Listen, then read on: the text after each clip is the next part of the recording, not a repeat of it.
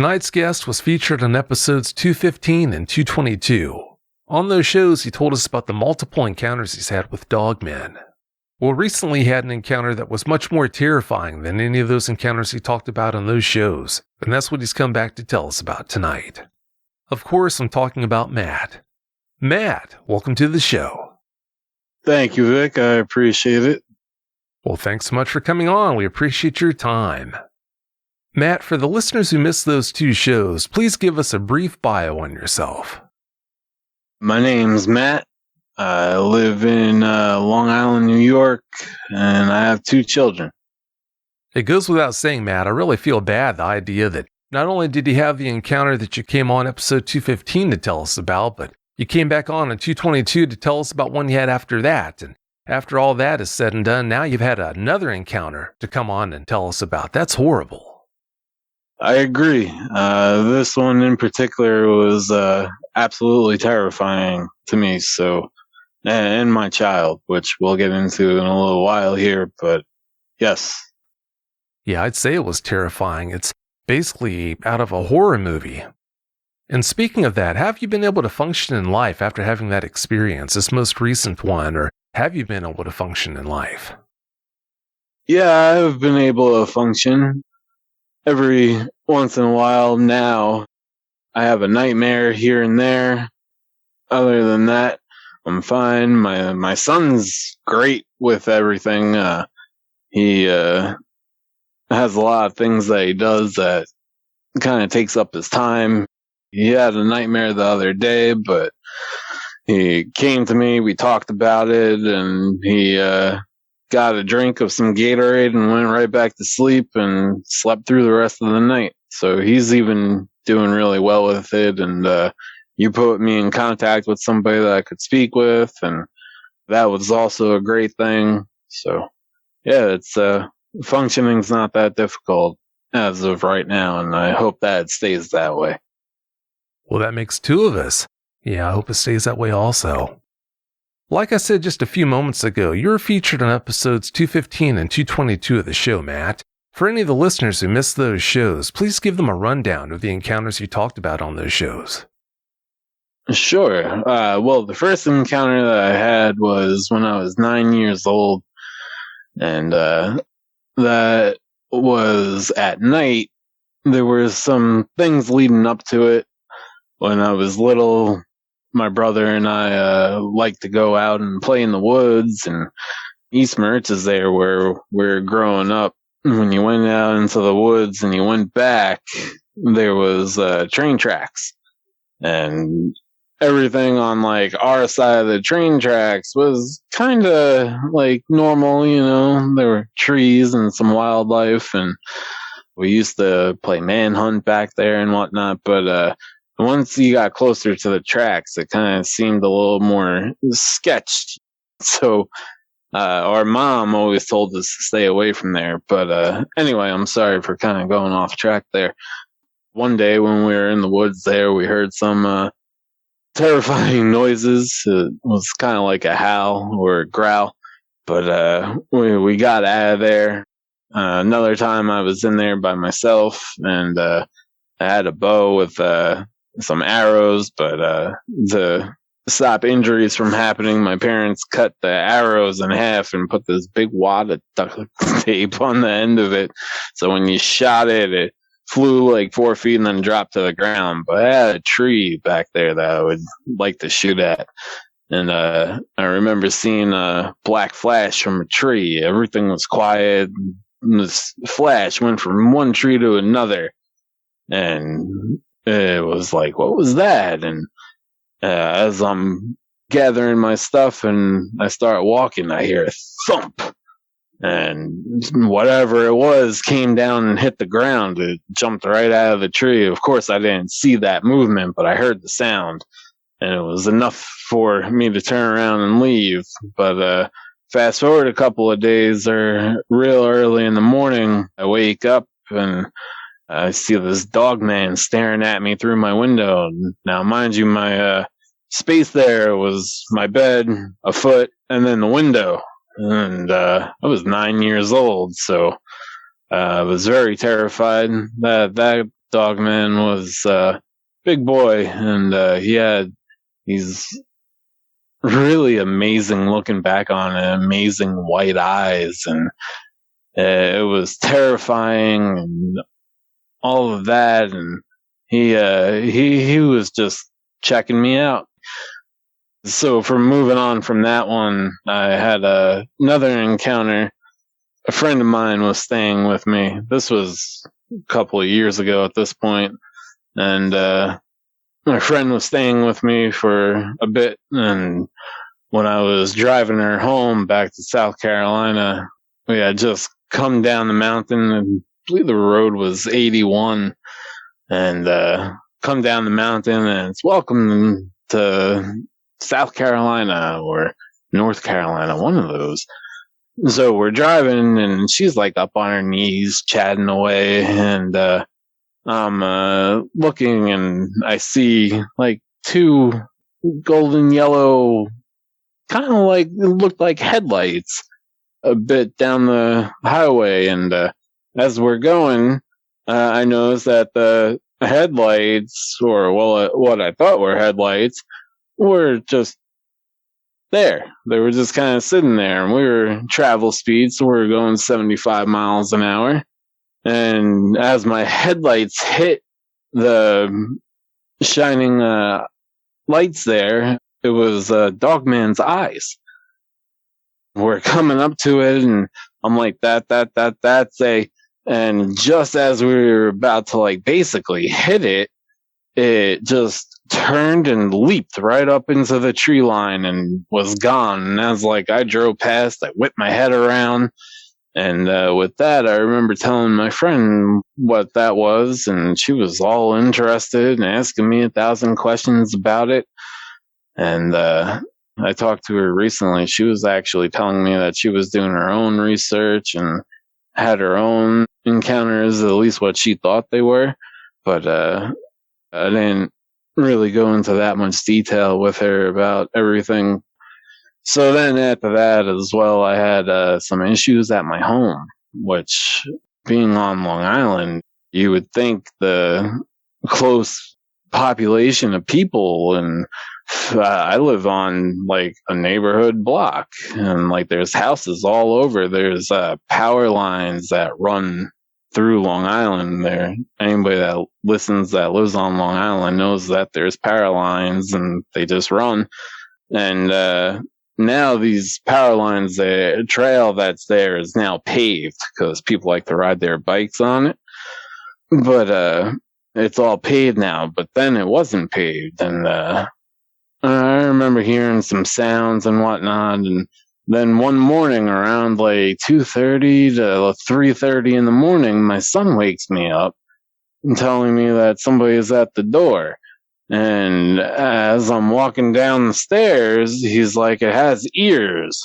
I kind of got mad at him and told him that that's not funny and that kind of stuff. And I hear tick, tick, tick on the glass of my door there. And when I look, I could see the ears of Dogman there, so made me shoot right back upstairs, and I heard some heavy breathing and sniffing and that kind of stuff at the windows, and that was terrifying. I don't own any firearms or anything like that, but I have a very nice sword collection, so I was basically sitting on my son's bed there with him, and I had my sword next to the bed and my son, and we listened to them tap away and sniff away, and finally I heard the one by the front door leave. I heard him walking down the road, and then I heard the other one kind of go away, and that was pretty much that for that encounter, and that's about it. Before we move on, if you've had a Dogman encounter of your own and would like to speak with me about it, whether in private or on the show, either way is fine, please go to dogmanencounters.com and submit a report. I'd love to hear from you. If you want me to go into more detail with those, I can, but I would like to get on to this most recent encounter, which It's the more terrifying of anyone that I've ever had. Yeah, like I told you before, I can totally understand why you would say that. And talking about the prior encounters, it's one thing to have an encounter or encounters the way you did when you're out and about, but yeah, when you have encounters when you're in your own home, that takes it to a whole new level. Right. And again, being Long Island, you would think that they're not here. And I don't know if they're still here or they're not, but just the fact that they were here is unbelievable in a way. When I was younger, when I was 9, and I had my encounter when I was 9, living in East Mauritius, we lived on a half-mile to a mile-long piece of land from the road. So you had that distance to get to the house, and it was a long driveway, and there were woods everywhere. And the woods on Long Island, there's not big, massive trees and things like that, like California has them, or Oregon. There's trees. Some of them are big, some of them are small.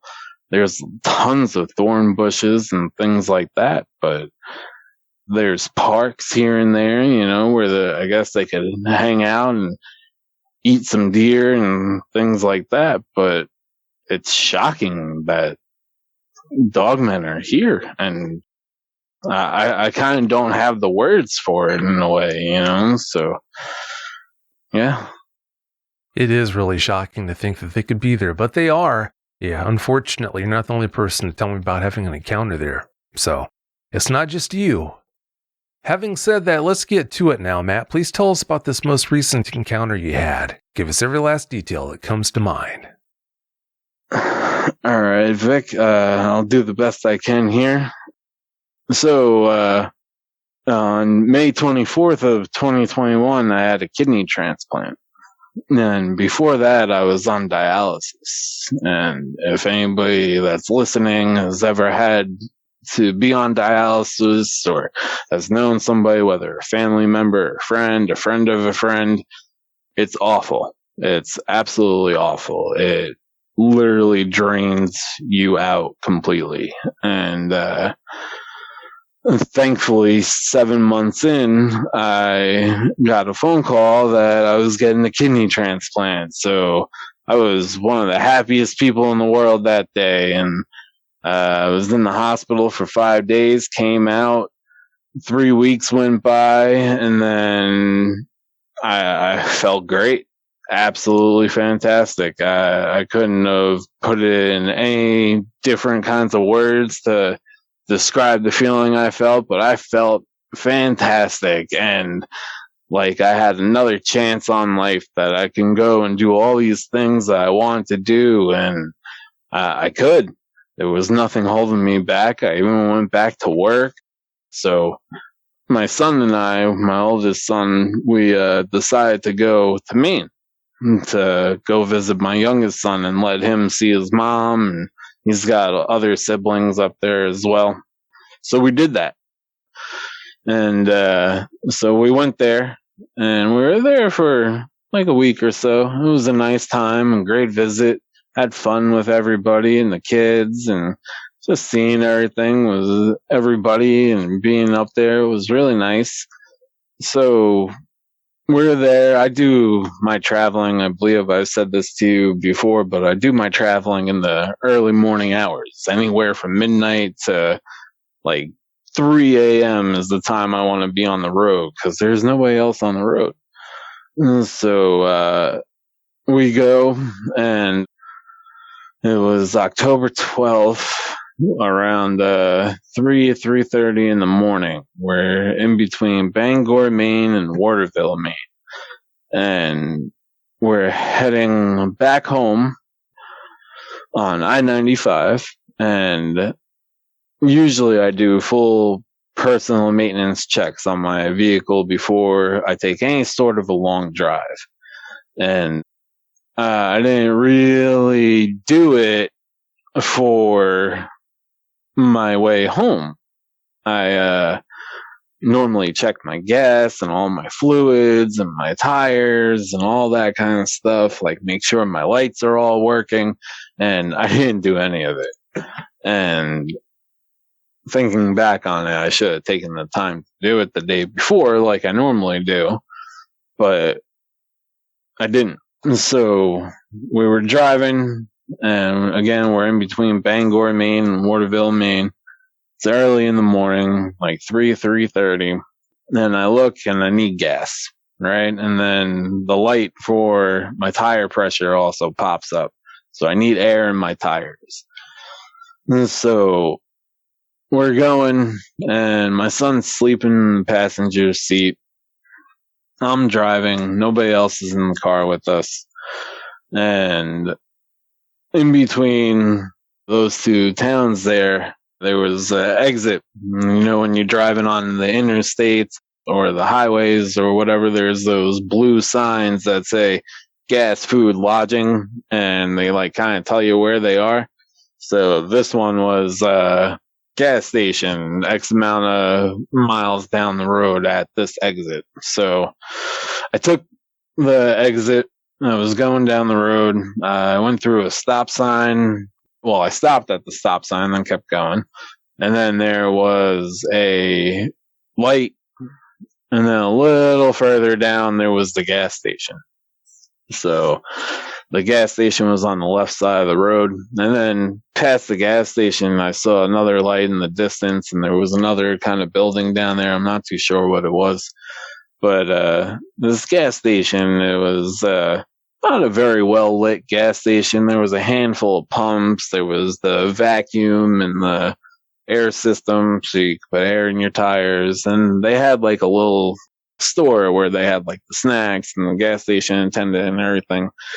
So I go, and as I'm pulling into the gas station, there's a car leaving. And then there's another car in the parking lot, but that was for the gas station attendant. So it wasn't very well lit. There was a light like kind of above the pumps. And then over by the little mini mart that they had there. And so I go and I drive along the side of the pumps, and I figured I might as well get air first. So I go and I park my car with my passenger side right next to the pumps to the air compressor, and then the driver's side, my side, was more facing the store. And so I go, I stop. I needed to get quarters for the air, and I wanted to grab some snacks and some drinks for the ride. My son, again, he was still sleeping. So I got out, I locked the car, and I start walking. And as I'm walking, I'm looking around, and there's tons of woods. There's a road on the same side where the air pump is that goes to the left, and it goes down past the gas station. I didn't look to see where it was, but it was really like close to the gas station. There was no like grass in between the gas station and this road. It was just pretty much gas station road and then grass with woods. And so I go into the store. I grab some snacks. I grab some drinks. You know, my son loves Gatorade and ginger ale, so I grabbed him like 2 of each. And he's got a thing for Airheads, so I grabbed him a bunch of Airheads. And I go and pay the guy, tell him I need quarters. He gives me quarters. So, you know, thank you, have a good day, that kind of thing. And I walk out of the gas station. As I walk out of the gas station, I hear movement coming from my left. And there was like some bushes over there, a few trees, bushes. And I'm like, what's that? You know, and I look real quick, but it was nothing. So I kept moving to my car. And I get to my car, I open the door, I throw like the snacks in there and the drinks, close it back up. And then I go and walk around to the air pump, put the quarters in, and it starts up. So I squatted down. I did the front passenger side tire first, hit the correct amount of air that it needs.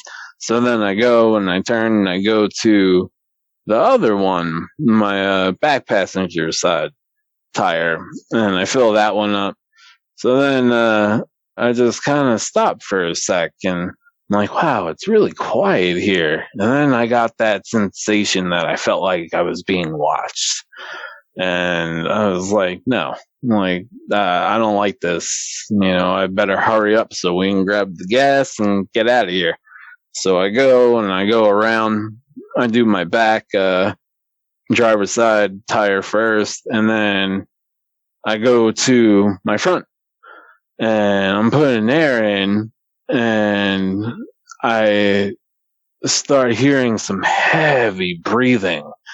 And I'm like, what is that? And I kind of try to peek up over my hood. I didn't see anything. Kind of looked around a little bit. Didn't see anything. And then I heard click, click, click, click, click, click, click. And it was something coming across the road. And so I go and I look under the car. And I see these two massive feet, for lack of a better word. And I was like, no, just no. Like, no, this is not happening. And I felt that sensation of fear, and I kind of froze. So I was in a squatting position. So I just turned around and I put my back against the car door. I took a deep breath and I stood up. And when I stood up, there's this Dogman standing right there, 15 feet away from my car. And mind you, I have my son sleeping in the front passenger side seat. Again, the car's unlocked at this point, but I just froze. It took me like what felt like forever, but I'm sure it was just like 10 seconds or so to kind of think and process what's in front of me. And this Dogman had, he looked kind of more like a wolf than like a shepherd or anything like that. And, he had terrifying amber gold eyes, but beautiful at the same time. I hope everybody understands what I mean by that. But I'm looking at him, and he snorts at me, and like a deep snort. And I was like, ugh. And he's staring at me the whole time. He doesn't take his eyes off of me at all, and he takes a small step towards me. And he's getting closer, and I'm getting more scared, and out of fear, I drop the air hose, and it clinks off the asphalt there, and he snorts and cocks his head, and his ears kind of flickered a little bit, like flicked back and forth. And as that happened, I hear movement behind me, same place where the bushes were. So I didn't want to, but just as the reaction, thinking that there's another one right behind me, and it scares me more, I turned my head real quick, and this Dogman didn't like the fact that I took my attention off of him, and I didn't like the fact that I took my attention off of him.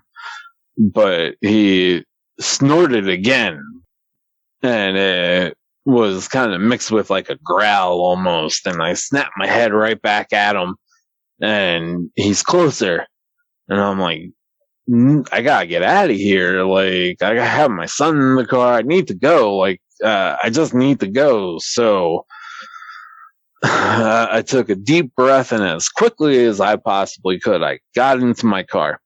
And I get into my car and close the door. I lock the car, and I look, and this Dogman's right at the glass of my son's window. And I'm staring at him, and I started shaking, and he's looking at me, and he looks down at my son, and I put the key in, and I turned it real quick, and I started the car. And when I did that, he growled. And it was a growl, a deep, very angry growl, like was showing his teeth, and scared me beyond belief. And at that point, my son woke up, and he woke up like a bomb went off next to him. Like he like jumped in like panic mode almost, and was looking at me and was like, "Dad, what's going on? And where are we? What was that?" And I was like, "Kiddo, please don't look out your window. Look at me. Just keep your eyes on me." And then I hear like tug or pulling sounds, and this dogman's trying to open my son's door, and thankfully I locked the car. That was like the first thing I did when I got in. I locked it, and I know if he really, really wanted to, he could have just pushed right through that glass, and that would have been it. But he didn't. But when that was happening, he starts growling again, and my son looks at him and just froze. And I like grabbed him, put the car into drive, slammed on the gas pedal, and screeched right around the pumps and out of the parking lot for the gas station. And I'm driving, and I look through my rear view, and I didn't see him. And I was like, where did he go? And I'm driving, and it took us a bit off of the I-95 to get to this gas station. So I'm driving. I'm doing about 55, almost 60 miles an hour down this dark road. You know, I have my headlights on, of course, but I'm going. And I look, and he's right at the window again, running, keeping up with us. He had his arms kind of like in a V tight to his body, and he was just running with us. And he goes and he looks into the car. He's looking at my son. He's looking at me. And I blew right through a red light. A little bit more of the ways down, I blew right through the stop sign. I didn't even slow down until I kind of rolled through it. I just blew right through it. And this dogman was just right there, and my son's like, "Dad, what's happening? What's happening?" And like I had him, like I was holding him to like my body, you know, I'm trying to keep him away from the window. And I'm going where I see the I-95 next right sign, and I'm like, oh, thank you. As soon as I get to this, I'm going to be doing like 90 miles an hour down this road to get away. And I look, and he's not there anymore. He's not at the window. And I look in the rear view, and he's right up against the back of the car. So, of course, I had to slow down a little bit to turn on to the 95. So I did. And then I turned and then gunned it, slammed on the gas pedal, and went, well, my car doesn't make that sound, but you understand what I mean. And I look in the rear view, and this dogman turned on a dime, and he stopped, but he let out this roar, growl, scream that like my son and I just yelled in like fear of that. It was so terrifying. I'm happy he didn't keep pursuing us. He got his jollies off, and that was it. And I looked in the rear view. He was there 1 second, then he was gone. I don't know which direction he went or anything like that, but we're going, and my son's like shaking and sobbing. I'm sobbing. I'm shaking. And he like kind of calmed down a little bit, and he didn't move like back fully into his seat and whatnot. He stayed tight with me, and we're going, and we're both quiet.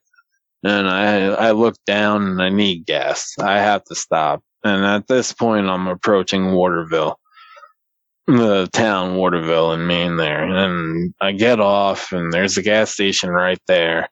and it was well lit. There were cars in the parking lot. There were people, and I was like, oh, great, thank you. And I go and I'm like, kiddo, I'm just going to step out of the car. I'm going to use my card at the pump. I'm not even going to go inside. I'm going to fill up the tank and then we're gone. Okay. Like, just stay right there. Don't move. And he basically climbed over to the driver's seat while I was pumping the gas, and he didn't take his eyes off of me. And I filled the car up, got back into the car, and we left him. We kept driving and we went home. And he didn't really talk too much about it. He asked me what it was and that kind of stuff. And I told him it was the Dogmen. And he was like, do you mean the same things that were at our house a few years ago? And I was like, yes. And he asked his questions and I answered them to the best of my ability. And we went home, a couple of weeks passed. I was having terrifying, horrible nightmares where this Dogman basically ripped the door off of the car and grabbed my son and grabbed me, and just terrifying nightmares. I would wake up in sweats and just couldn't control my breathing and tears, and my son would wake up with nightmares, and we would have to sit and talk about them and get them out, and just keep talking to each other. And he went down a rabbit hole and he wanted to learn more. So he got on Google and Googled things. I think I heard him listening to one of your episodes, actually. But he went all the way Beast of Prey Road, and this one video of somebody walking through the woods, and this thing just kind of stops and was like cocking its head and looking, and then you see it kind of hop down the hill, and then the person starts running away, and like the video cut out. But he watched that. He watched some other one of two kids in Michigan outside, and they get back to their house, and the one kid goes and looks, and you see the eyes of the Dogman right there in the window, and the kid freaks out and screams and everything. And but so he went down a rabbit hole and he researched a lot, and then came out and would like talk to me about it and everything. And I would share with him like my experiences with them and whatnot. And so he got much better. He was able to kind of sleep, and every once in a while he would wake up with a nightmare, but he got a lot better, thankfully. And it was more me. I was having the nightmares, and I was having the ones where it didn't work out that way, that Dogman was hunting. He wasn't just out for a little fun. He was hunting. He had intention on killing us and eating us, and it was terrible, absolutely terrible. And I tried to talk about it with a couple of people. It didn't really work too well. The only person that actually would listen to me and not turn around and say anything horrible to me that I'm lying or that I'm making things up, or why would you say that stuff, or anything like that, or you're crazy, or ha ha ha, nice one, Matt, none of that. And that was my friend that was from South Carolina there, because I think I mentioned to you before, she has her own like kind of paranormal like encounters with different spirits and things of that nature.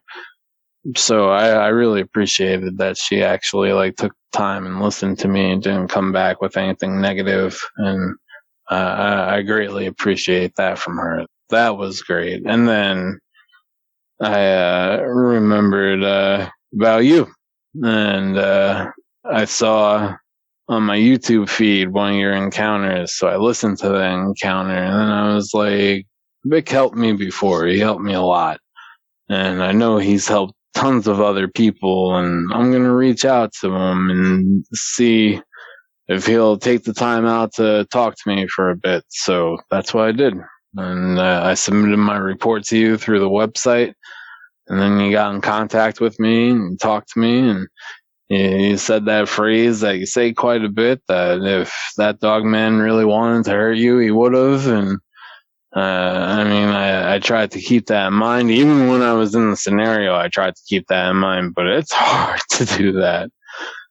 And you really helped me. And like I said, you put me in contact with that woman there and Sherry, and that was great of you for doing that. We talked and shared our encounters, and she really helped me as well, and I hope I was able to help her too.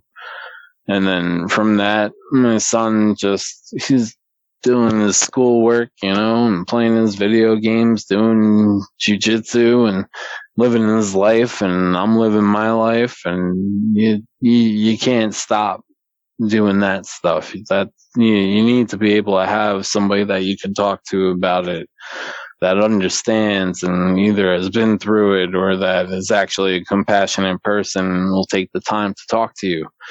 And then there's also you need other things to kind of fill up your time, so you're not sitting there thinking about it or anything like that, and that's just basically what it was. And like I said, now again, my son's doing great and I'm doing better as well. So thank you. And yeah, that was pretty much the encounter. I'm so glad to hear that both of you are doing so much better now. That's great. How big would you say that dogman was? Honestly, Vic, I would say anywhere from 8 to 9 feet standing.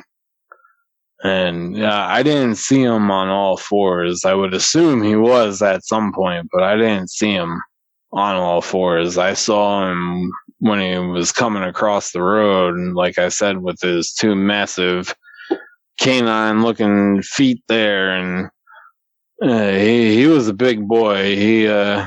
I could see the male genitalia and whatnot, and he was big. He was 3 to 4 feet wide, and he had muscle tone, but he wasn't like bulky muscle tone. He looked like a healthy predator, and his legs were actually pretty big. He had big like thigh muscles, and like I said, he looked more like a wolf than like a dog.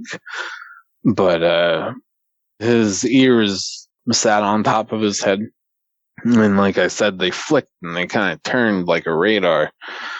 And those amber gold eyes, and he had those big, sharp looking white teeth, and he had big claws on his hands there too. Again, it doesn't look like they have like an actual like hand, with like the 4 fingers and the thumb. It's like 5 fingers and big claws on the end of them. And like even on his feet, he had big claws on his feet too. And he was big. He didn't have like tufts of hair on his ears or anything like that. His snout looked like a wolf snout.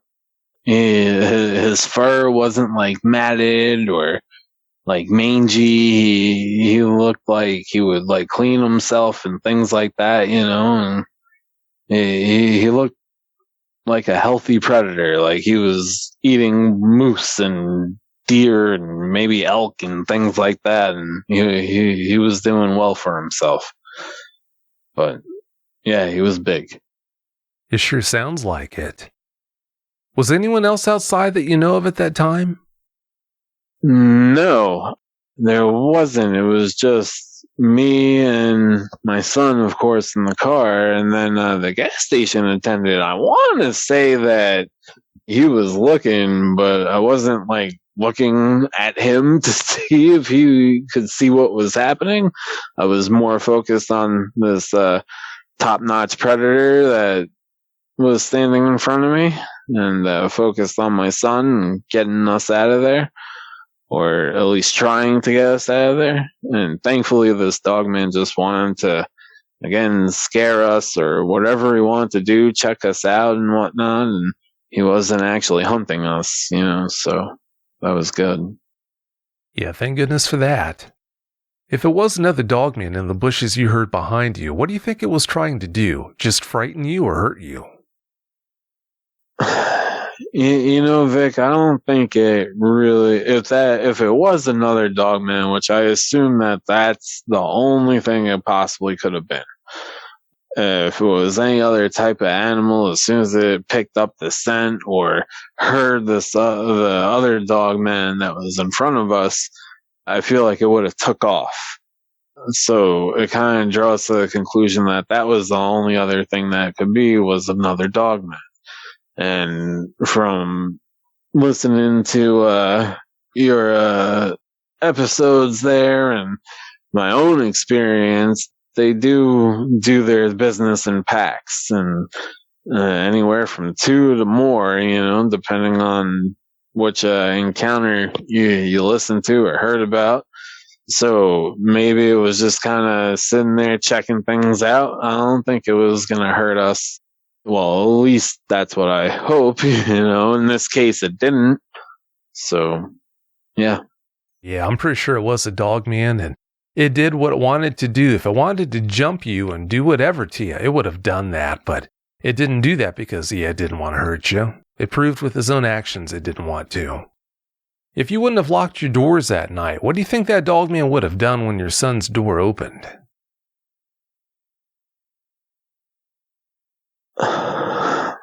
Vic, that was one of my nightmares, was that he opened the door and he grabbed my son and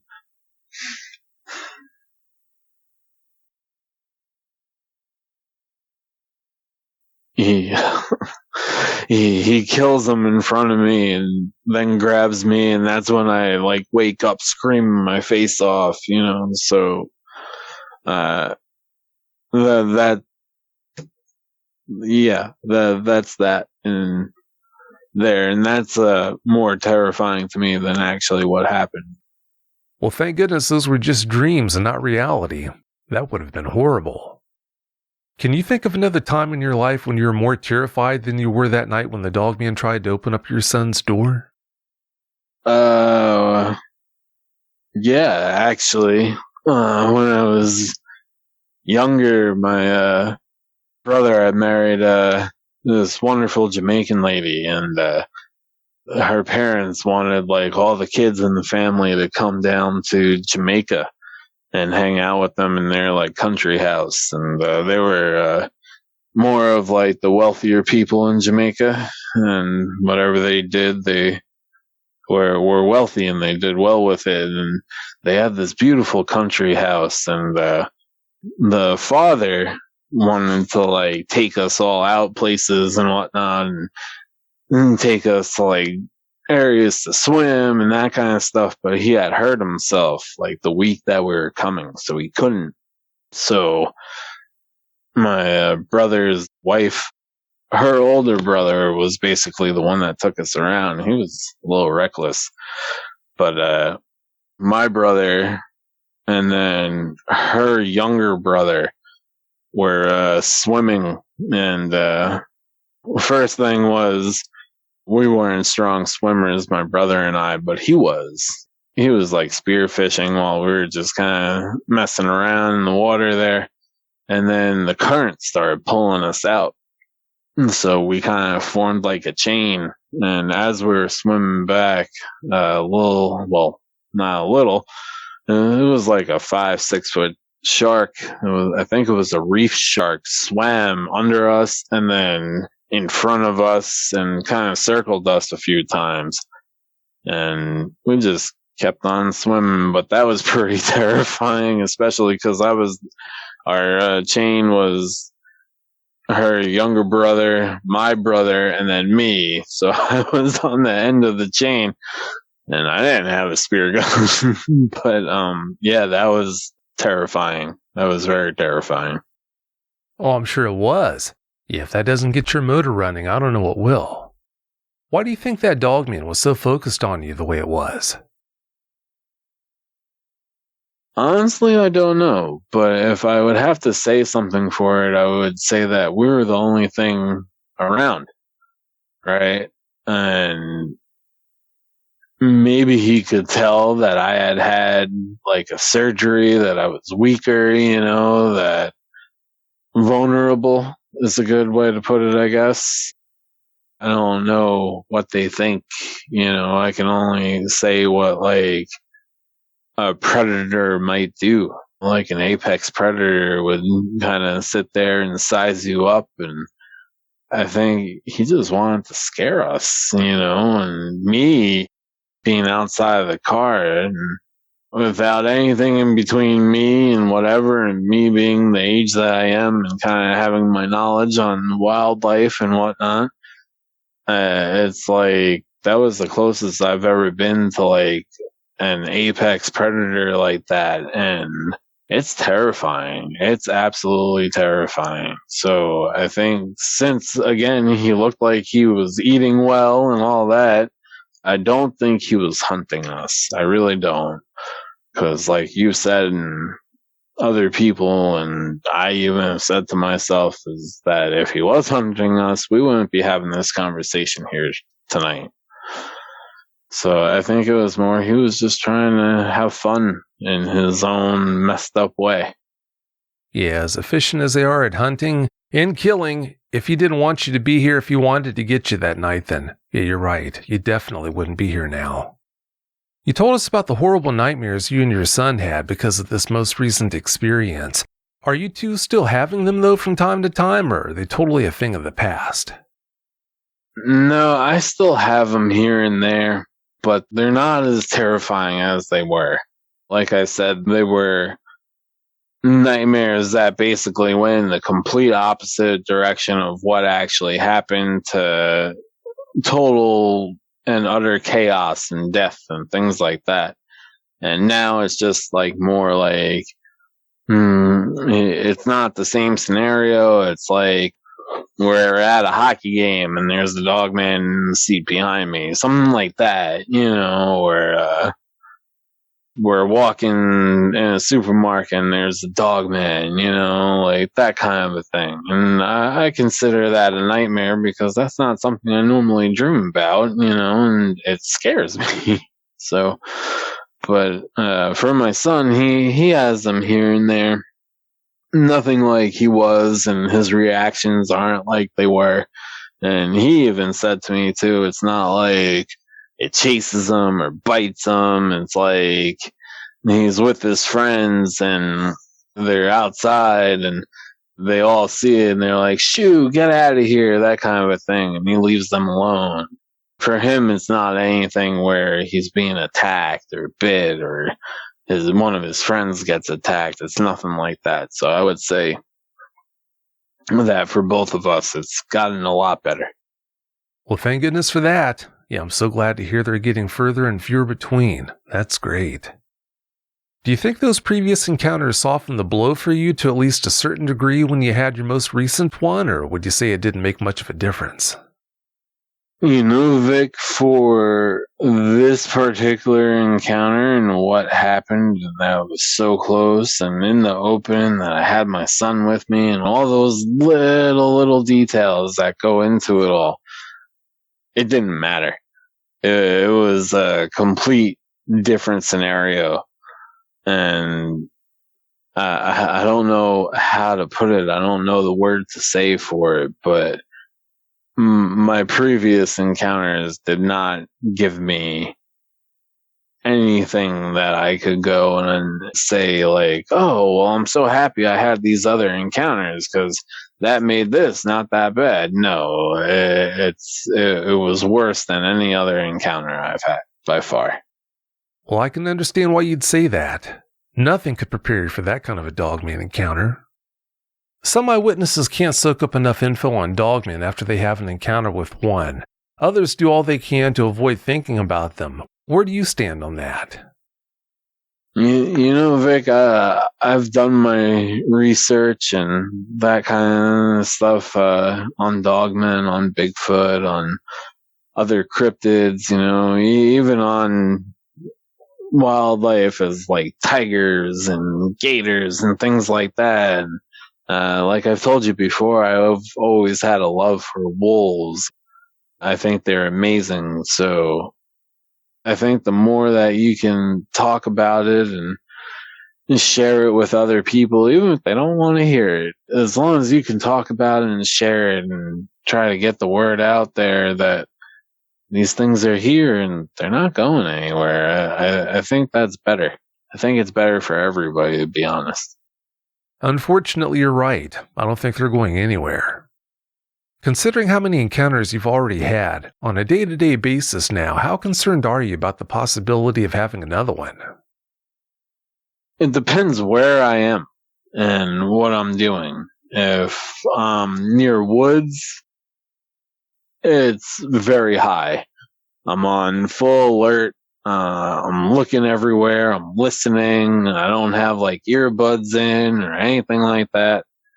I'm fully in my surroundings. But if I'm like at a store or at jujitsu class, I'm not paying attention to that. I'm focused on what's happening, So, as for my son, he's got a pretty awesome group of friends, so he doesn't think about it like that, and in fact, I don't think he really thinks about it at all unless he has like a nightmare or he hears me, but again, it depends where I am and what I'm doing is how much I like think about it or get affected by it in any sort of a way. I hope that answers your question. I'm sorry if it doesn't. No, that answers it. That makes perfect sense. Why do you think it is that you keep having all these encounters, Matt? Do you think you're marked somehow? No, I don't believe that I'm like marked. I think that it's just wrong place, wrong time, or everything that's around me when I've had the encounters, it's perfect conditions for them. And I just happen to be the one that's there, It could happen to anybody, Vic. It could happen to anybody, anytime. And I know I'm kind of stepping into a area here, but I could say that anytime, anywhere, and anyone could have an encounter. And I do think that when you see one, that's embedded into your brain. And you know the feeling of being truly scared and truly fearing for your life. And if you have somebody with you, the life of that person, and if it's your family member, especially your child, that's where it gets picked up a bit. And yeah, again, I don't think I'm marked. I think I'm just more aware. And at least that's how I would like to put it. No, that makes sense. You just might be right about that. Well, it's about time for us to get out of here, Matt, but before we do you have any closing comments you'd like to share? Yeah, of course, I want to thank you. Anytime I've talked to you regarding Dogmen, you've been nothing but supportive. I am very thankful for Sherry taking the time out of her life to talk with me and me to talk to her and share our encounters and have a bond together with it. I do give the warning to people that if you think it's a good idea that you don't quite believe people when they're telling you things, that maybe you should stop and take a breath and just listen to people and keep your mouth shut and just kind of listen to what people say to you. And you don't have to respond. You don't have to come back with some ignorant comment. You can just listen. And if you're also one of those people that are like, oh, I want to go find one. No, you don't. Stay inside. Watch a movie. Spend time with your family. Don't go try to find one, because it's one thing if you happen upon one and they see you first, but if you go and you see them first and you're like, oh, I need to get closer, I don't think that's going to work out in your favor. So please don't go looking for trouble and hope that trouble doesn't find you. That's all very well said, and yeah, I agree. Be careful what you wish for. But having said that, Matt, I can't thank you enough for coming on and sharing this most recent experience with us. I really appreciate it. I really appreciate you having me back, Vic. Thank you very much. You know you're welcome. Thanks again so much. Have a great night.